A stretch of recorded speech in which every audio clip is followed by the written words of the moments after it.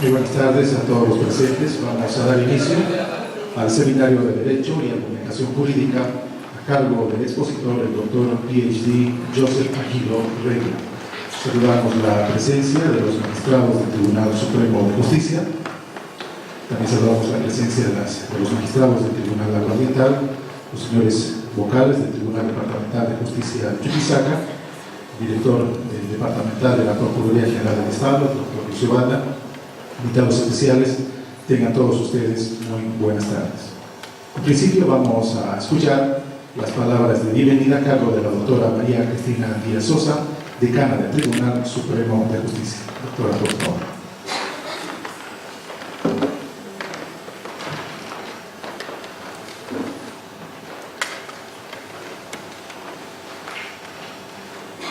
Buenas tardes. En principio, deseo en esta tarde resaltar la brillante iniciativa que ha tenido nuestra Sala Civil para realizar tan importante evento como este seminario sobre Derecho y Argumentación Jurídica, el doctor Jaimes, magistrado de este Tribunal Supremo de Justicia. También quiero resaltar y saludar la presencia del orador, doctor Joseph Aguiló Regla, quien nos va a seguramente deleitar con su sapiencia en un tema tan importante y que constituye parte de la esencia de la administración de justicia, cuál es la argumentación jurídica de las resoluciones judiciales. También saludar la presencia de nuestro vicedecano del Tribunal Supremo, el doctor Esteban Miranda, la presencia de nuestros magistrados del Tribunal Agroambiental y de nuestra concurrencia en general, de todos quienes se han dado cita en este lugar para participar de este seminario sobre el derecho y la argumentación jurídica, dar la bienvenida y estoy segura de que va a ser de absoluta utilidad en el ejercicio jurisdiccional. Muchas gracias también por la presencia de nuestros vocales del Tribunal Departamental de Justicia.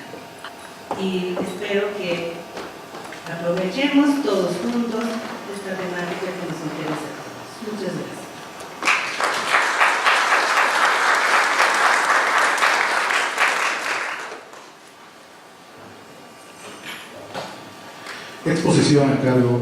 Exposición de Derecho y Argumentación Jurídica a cargo del doctor PhD Joseph Aguiló Regla. El doctor es catedrático de Filosofía del Derecho de la Universidad de Alicante, forma parte del Consejo Editor de la revista Doxa, Cuadernos de Filosofía del Derecho, y es coordinador científico del portal de Filosofía del Derecho Doxa. Entre sus principales publicaciones destacan los libros sobre la derogación, ensayo de dinámica jurídica, 1995, Teoría General de las Fuentes del Derecho y del Orden Jurídico, La Constitución del Estado Constitucional, 2004, Fragmentos para la Teoría de la Constitución, sobre el Derecho y Argumentación, y los artículos de independencia e imparcialidad de los jueces y argumentación jurídica, Buenos y Malos sobre el valor epistémico de las actitudes morales y de las prudenciales, derogación de las pocas palabras, técnica legislativa y documentación automática de legislación. Ha participado como profesor en múltiples cursos de doctorado, maestrías y cursos de capacitación a jueces y magistrados, tanto en España como en Latinoamérica. En este sentido, tenemos el grato placer de invitar al doctor Joseph Aguiló Regla, quien expondrá Derecho y Argumentación Jurídica. Doctor.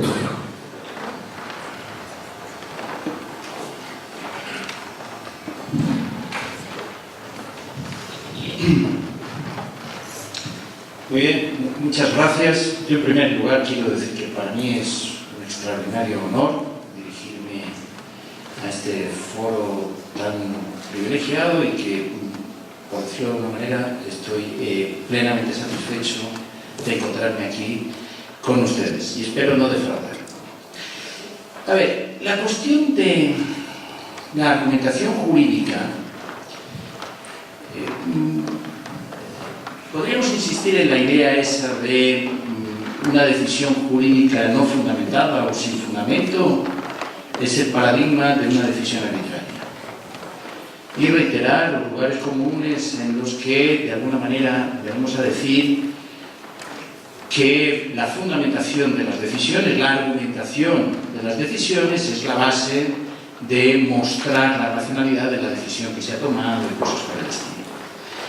Cuando me pusieron, sin embargo, el título de Derecho y Argumentación, decidí que luego en la discusión y en las conversaciones yo voy a tratar de hablar solo unos 40 minutos y luego lo abrimos y debatimos y cualquier pregunta relacionada a derecho y argumentación y decisiones jurisdiccionales será bienvenida. Es decir, a mí me gusta mucho más el diálogo que la exposición. Pero pensé que valía la pena abrirlo y aprovechar esa idea de derecho y argumentación.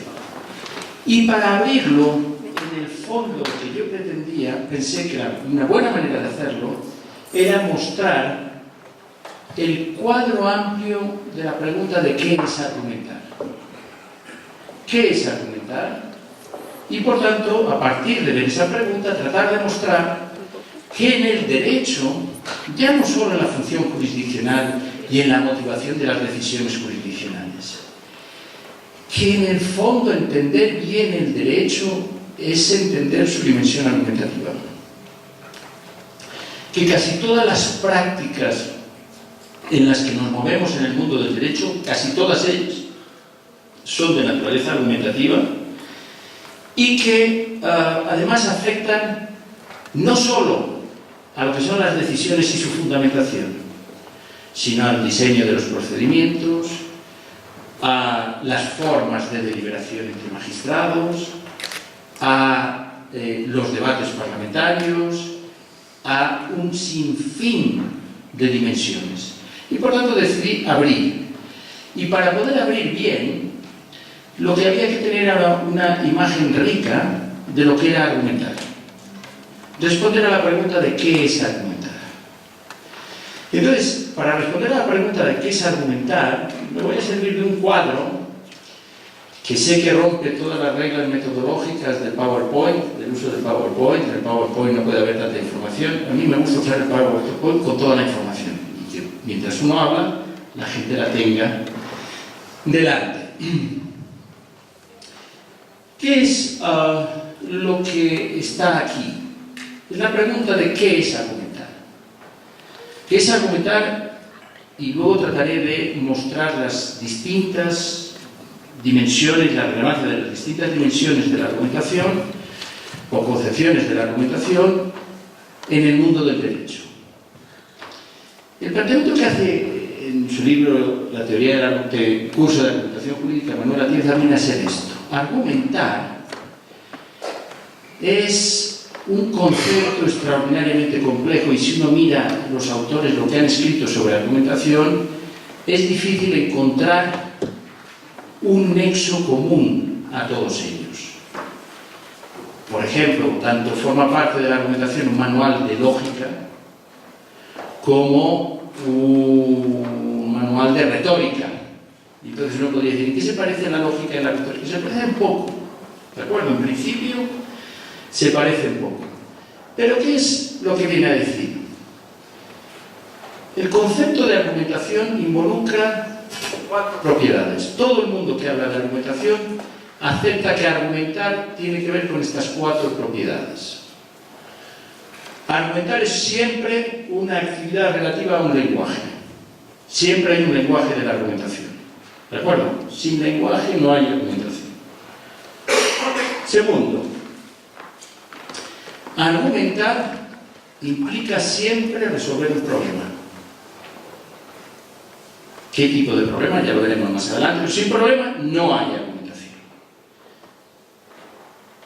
En tercer lugar, cuando hablamos de argumentación, la noción de argumentación tiene una clara ambigüedad proceso-producto.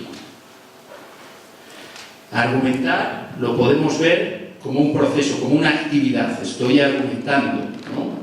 Cuando debatimos, argumentamos, ¿de acuerdo? O lo puedo ver como un producto ya acabado. Cuando presentamos una argumentación, siempre es susceptible, vista como producto, como resultado final, siempre es susceptible de ser presentada como un conjunto de premisas y una conclusión, o un conjunto de conclusiones. ¿Se ven?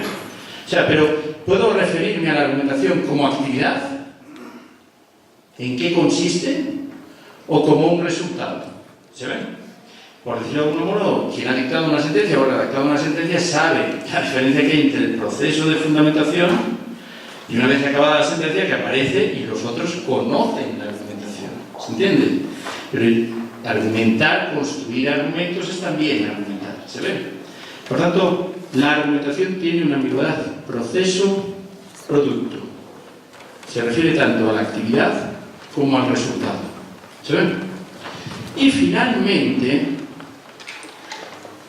todo el mundo concuerda en que argumentar es una actividad racional. ¿Qué quiere decir que es una actividad racional? Quiere decir que hay criterios para determinar la validez o la corrección de esa argumentación. ¿Se entiende? Cuando argumentamos, tenemos criterios, hay reglas que nos permiten decir cuál es una buena argumentación y cuál es una mala argumentación. ¿Se ven? Eso es lo que quiere decir que es una actividad racional, que tenemos criterios para evaluarla, si es buena o es mala. Lo mismo que cuando decimos la ciencia es una actividad racional, quiere decir no todas las teorías valen lo mismo, algunas están fundamentadas y otras no. ¿Se ven? Eso es lo que queremos decir con que es una actividad racional. Bueno, pues si somos conscientes de estos cuatro elementos, que argumentar implica siempre estos cuatro elementos, hay tres formas típicas de armarlos, de articularlos, que nos van a dar tres maneras distintas de entender la argumentación, de concebirla, o tres dimensiones de la argumentación, podríamos decir, que afectan a tres maneras distintas de ver la argumentación. Todas ellas son relevantes para el derecho. Eso es algo que me interesa mostrar aquí. Todas ellas son relevantes para el derecho, pero unas lo son más para unas cosas y otras para otras cosas. ¿Se entiende? Bueno, ¿cuáles son esas tres formas de articularlo? Una primera forma es lo que se llama la concepción formal de la argumentación. ¿Qué consiste en la argumentación formal? Verlo en términos formales. Solemos decir que un argumento está bien construido si respeta una determinada estructura. ¿De acuerdo? Si yo les tuviera que explicar en qué consiste el argumento por analogía, les podríamos dar una estructura de lo que es el argumento por analogía. ¿Se entiende? O qué es el modus ponens. Podríamos ver estructuras de argumento. ¿Se entiende? Y entonces, ¿qué supone? Que un argumento es válido, no, está bien construido o no, por su estructura, por su forma. Eso implica dos cosas que son muy importantes. Se desentiende del mundo, da igual si sus premisas son verdaderas, si está bien construido, es un buen argumento, y se desentiende de que los demás lo acepten o no. Si ustedes estudian un manual de lógica, lo que encontrarán son estructuras válidas de argumentación. ¿Se entiende? Si ustedes sustituyen las estructuras formales por constantes, por enunciados concretos, tendrán argumentos formalmente válidos. La lógica en ese sentido se desentiende de que los demás les acepten el argumento y de que las premisas sean verdaderas o no. Si tiene esa estructura, entonces el argumento es válido. Eso quiere decir que se fija sobre todo en las cuestiones formales. Si vemos un argumento en términos materiales, ¿En qué se centra sobre todo? No en la estructura, no en la sintaxis del argumento, sino en la semántica, en el significado, en la validez, ¿de acuerdo? De la validez material del enunciado. Si yo les digo el siguiente silogismo, les digo, todos los profesores son inteligentes. Aguiló es profesor, Aguiló es inteligente. Ese es un argumento formalmente válido. ¿Es materialmente válido? Hombre, todos hemos conocido a algún profesor que no era inteligente. Luego la premisa, todos los profesores son inteligentes, parece materialmente falsa. ¿Se ve? Entonces, en términos materiales, uno diría, en términos formales está bien construido el argumento. En términos materiales está mal construido porque hay una premisa que es falsa. ¿Se ve? Pero la estructura sigue siendo válida. ¿Se ve? Por tanto, la concepción material o la perspectiva material de la argumentación se desentiende de los demás, de que los demás lo acepten o no, pero no se desentiende del mundo. Se trata de premisas válidas y verdaderas. ¿Se entiende? Y visto desde la perspectiva pragmática o dialéctica, que se centra en los aspectos pragmáticos del lenguaje, si la sintaxis era la relación de los signos con los signos, la semántica, la relación de los signos con el mundo, la pragmática es la relación de los signos con los usuarios de los signos. ¿De acuerdo? Entonces, la clave para entenderlo es la argumentación, todo está volcado en la relación con el otro.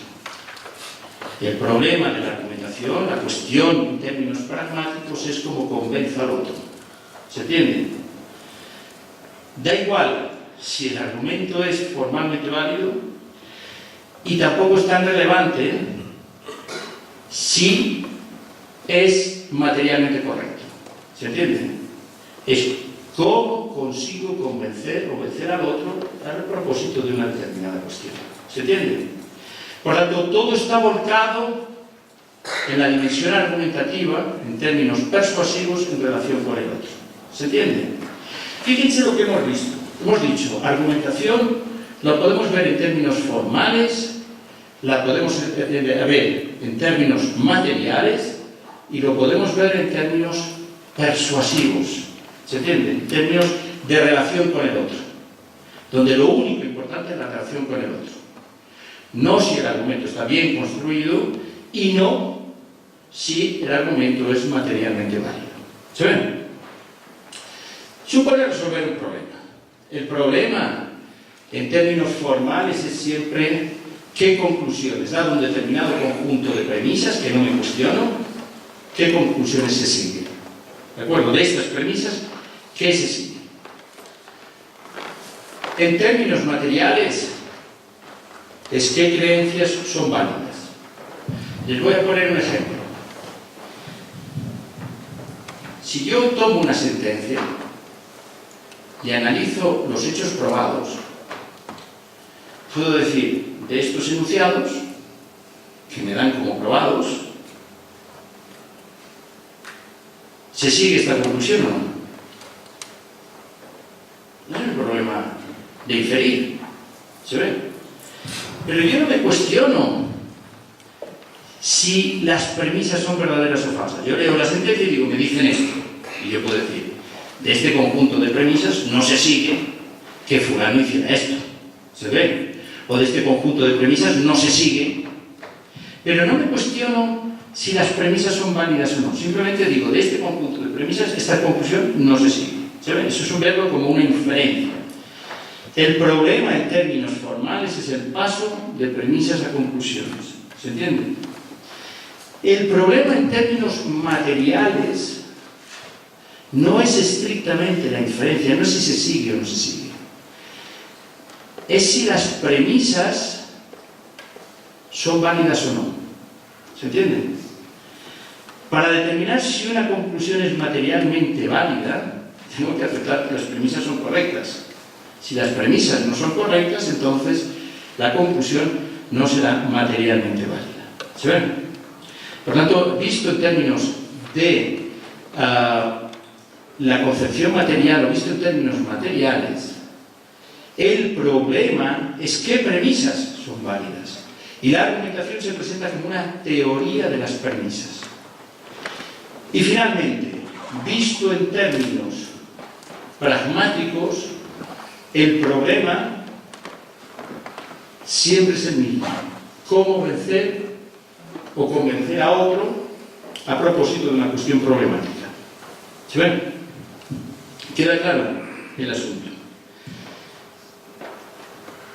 Tercera cuestión. La argumentación se puede ver como una actividad o como un resultado. En términos de lógica, en términos formales, lo único relevante es el resultado, es la presentación en términos de premisas y conclusiones y ver si se sigue.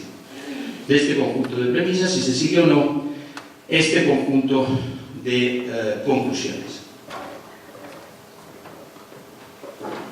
Por tanto, ¿qué significa eso? Que se desentiende por completo de cómo se han obtenido esas premisas. En términos materiales, el problema es qué premisas son válidas. Y entonces fíjense en lo siguiente, eso quiere decir, uno no se puede desentender de cómo se han obtenido esas premisas. Les pongo un ejemplo para que lo vean. Si ustedes piensan en un proceso, un peritaje se traduce en un enunciado, en una premisa. La causa de la enfermedad fue esta. El causante del daño fue esto. ¿Se ven? Eso es un peritaje, es un enunciado. Yo lo puedo situar como una premisa. ¿De acuerdo? Para inferir a partir de ahí conclusiones. En términos materiales, yo no puedo independizar la calidad de ese enunciado de cómo se ha obtenido. ¿Era un perito independiente o era un perito de parte? ¿Es un perito de prestigio o no es un perito de prestigio? ¿Se ve? En términos materiales, el enunciado, el valor del enunciado, no puede jamás independizarse de cómo se ha obtenido. Una prueba que fundamenta un enunciado, cuando uno habla de un problema de custodia de pruebas, ¿a qué se está refiriendo? Al proceso por el cual se ha obtenido el enunciado. ¿Se ven? Por tanto, en términos materiales, nunca puede hacerse abstracción de cómo se han obtenido las premisas. ¿Se entiende? Por tanto, no puede desentenderse jamás del procedimiento por el cual se ha obtenido. ¿Se ven? Por tanto, para la concepción material, el resultado, la presentación final es importante, pero la validez de las premisas depende en gran medida de cómo se han obtenido y, por tanto, del proceso argumentativo. Nunca se queda con el resultado final. ¿Se entiende? Y desde la perspectiva pragmática, la argumentación es solo el proceso. El resultado ya está fuera de la argumentación. Cuando mi propósito es persuadir a alguien, la persuasión ya está fuera de la argumentación. Es como cuando un abogado en una vista hace su alegato final y le dice a la salida, le dice a su cliente, la suerte está echada. Es decir, ya todo lo que era argumentación ya está, ya lo he dicho todo. A partir de ahora, lo que ocurra, si el tribunal ha resultado persuadido o no, ya es otra cosa, ya está fuera de la argumentación. ¿Se ven?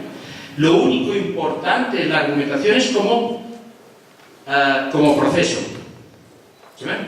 Entonces, visto así, es la argumentación vista solo. La argumentación, lo único relevante es el proceso.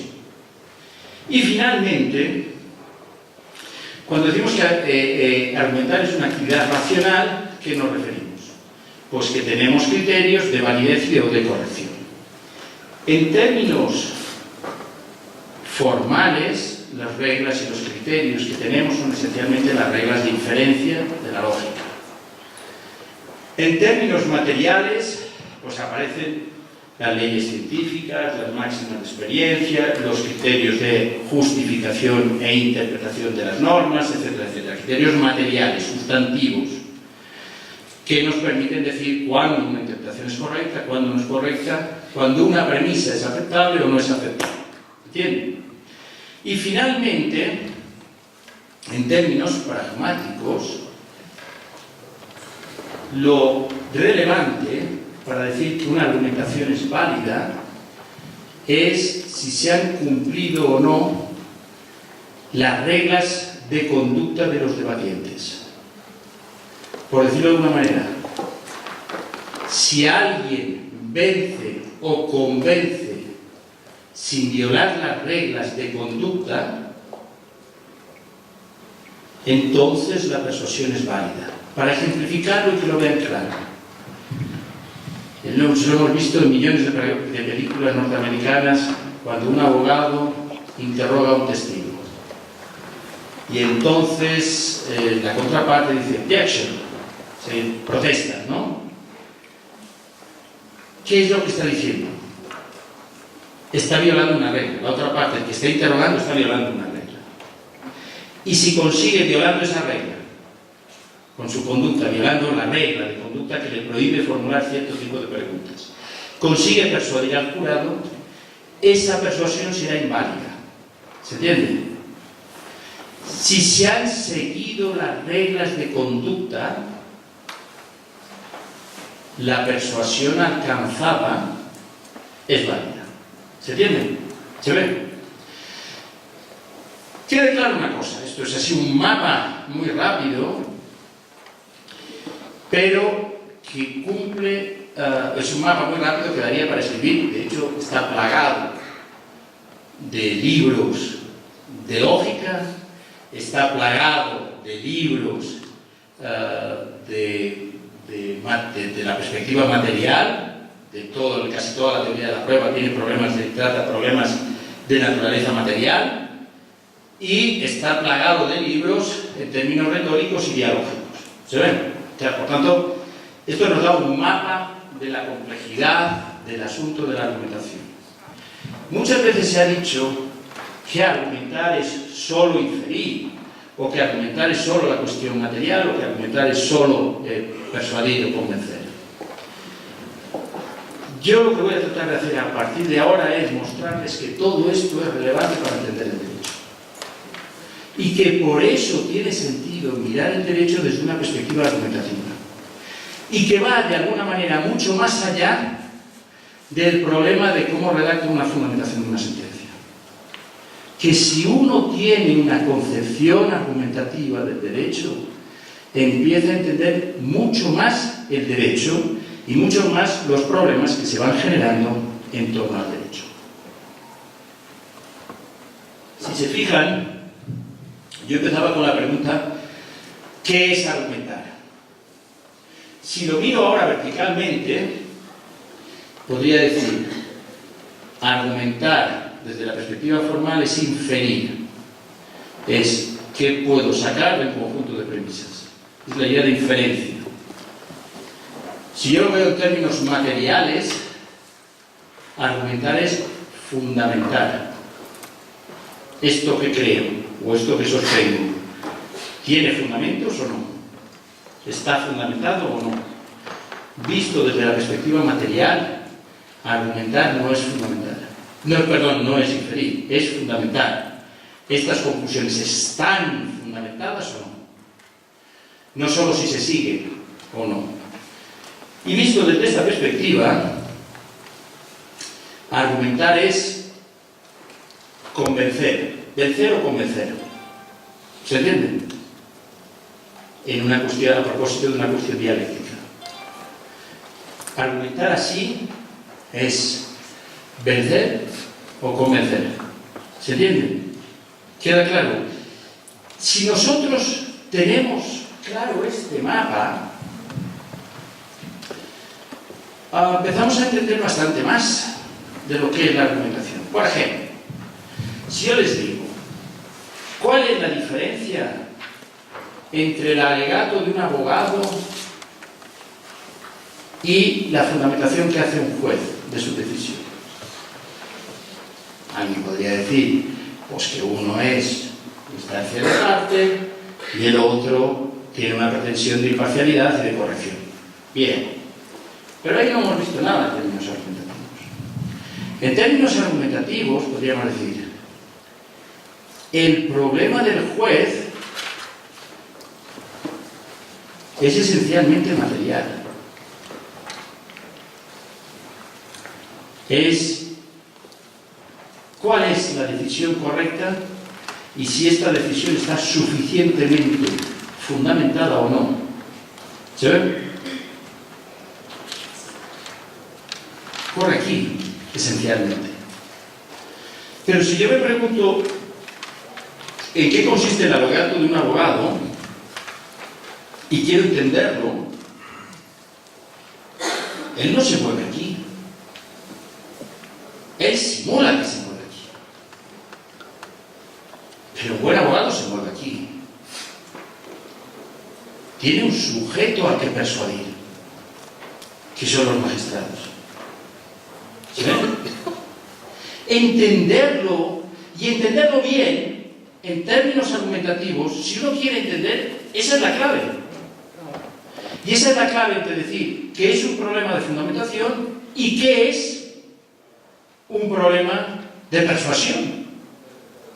Porque para el abogado el problema es cómo venzo a la otra parte y convenzo al tribunal. ¿Se entiende? Y en eso consiste su racionalidad. Naturalmente, ese es entender por qué dice y por qué hace, es entenderlo desde esa perspectiva. ¿Se ve? ¿Queda claro el asunto? Quiere decir, si uno abre el campo, empieza a entender mucho más.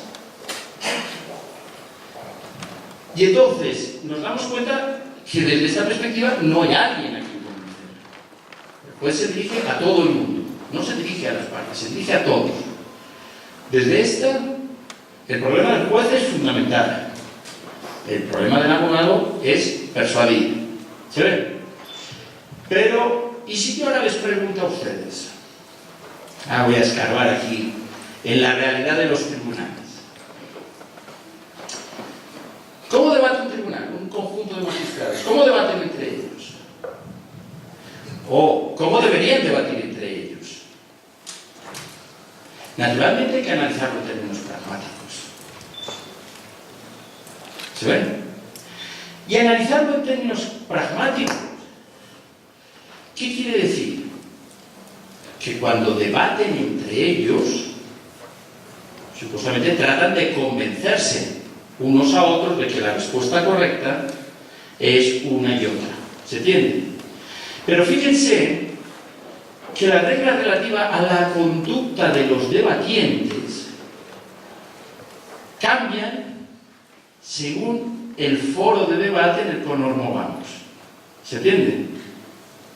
No es lo mismo una controversia, que es lo que mantienen las partes, que una deliberación, que es lo que supuestamente hace un tribunal. Una deliberación es un debate cooperativo. Una controversia es un debate conflictivo. Se delibera porque se está ante un problema difícil. Se controvierte porque el otro sostiene algo contrario a lo que yo quiero. ¿Se entiende? ¿Se ve? Cuando hablamos de las reglas, el consenso que se adquiere en un momento determinado, la persuasión que se produce, las reglas que rigen una controversia y las reglas que rigen una deliberación cambian drásticamente. ¿Se ve? ¿Se entiende esto? Por tanto, si yo digo, ¿en qué consiste entender bien la dimensión argumentativa en nuestras prácticas cotidianas? Y empiezo a mirar, y el derecho es esencialmente una cuestión de naturaleza argumentativa. ¿Se ven? Si yo les pregunto, analicemos qué son las presunciones en el derecho. ¿Cómo las analizamos, las presunciones en el derecho? Las presunciones en el derecho tienen dos grandes dimensiones.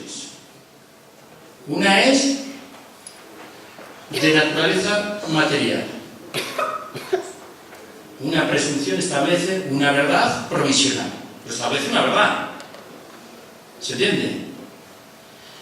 Y establece también, y tiene también, una dimensión plenamente pragmática. Distribuye las cargas de quién debe argumentar y quién debe probar. ¿Se entiende? Quien quiera entender el quién debe probar es un problema pragmático. ¿Se ve? Si uno quiere saber si está fundamentada una decisión basada en una presunción, es un problema material. ¿Se ve? Entenderlo es entender su papel dentro de la argumentación en el derecho y ver lo que juega en su vertiente material y en su vertiente pragmática. ¿Se ve? ¿Queda claro? ¿Qué quiero decir con eso? ¿Qué quiero decir? Es que el mundo de la argumentación es infinitamente más abierto. Que cuando uno cambia el chip y se da cuenta que casi todo en el derecho tiene una dimensión argumentativa, casi todo lo que hacemos en el mundo del derecho e interpretamos tiene una dimensión argumentativa, entonces empieza a cambiar nuestra forma de entender qué es aplicar y qué es juzgar y qué es intervenir, usar normas en el mundo del derecho. ¿Se ven? Les pongo un ejemplo. Un último ejemplo, y a partir de ahí, si les parece, entablamos un diálogo para seguir en el asunto. Lo que me interesa es mostrar el carácter amplio del asunto y que todo el derecho está vinculado con aspectos de argumentación. Si yo les digo, el derecho es una instancia de gestión racional de los conflictos, y la forma de gestionar esencialmente los conflictos es mediante dimensiones argumentativas. No todo es argumentación en el derecho, pero casi todo tiene una dimensión argumentativa. Y ahora lo que es más importante, si uno trata de determinar qué es lo que recorre todo lo que son nuestras actividades jurídicas, casi todas están vinculadas a la argumentación. No concebimos un acuerdo jurídico sin un debate previo, sin argumentación. ¿Se ve? Si uno entiende bien la negociación no es más que un debate para alcanzar un acuerdo jurídico. Si uno quiere entender el papel del legislador, la votación del legislador, nunca se entiende sin un debate previo. Cuando un conjunto de magistrados tienen que decidir un caso, presuponen un debate previo, etc., etc. Todas nuestras prácticas, un peritaje no es más que un argumento de autoridad en relación con una determinada cuestión. ¿Se ve? Es un argumento de autoridad. La autoridad del perito es lo que dota de más o menos valor al enunciado que extraemos de allí. ¿Se ve? Por tanto, la conclusión, ya que me pusieron el tema de argumentación y derecho, la invitación es: no reiteremos una vez más lo que siempre decimos, que las decisiones judiciales y las decisiones jurídicas deben fundamentarse. ¿De acuerdo? Tengamos una visión más amplia y démonos cuenta de que casi todo en el mundo del derecho está vinculado de una forma u otra con la argumentación. Muchas gracias.